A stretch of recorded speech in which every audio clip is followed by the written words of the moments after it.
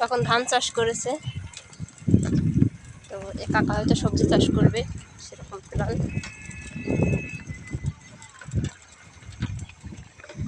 তো এ পাশে ধানটা পড়ে গেছে, ঝড় বৃষ্টি হয়ে ধানের গাছ শুয়ে গেছে, মানে যে ধান গাছগুলো শুয়ে গেছে ওইগুলো আর ধান হওয়ার সম্ভাবনা নেই।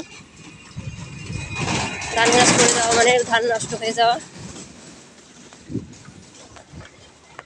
সবাই ভালো থাকবেন। এদিকে ধান প্রায় পাকার মতো অবস্থা, আর 1 সপ্তাহ পরে হয়তো কাটা যাবে। সবাইকে অনেক অনেক শুভেচ্ছা, অভিনন্দন, ভালো থাকবেন।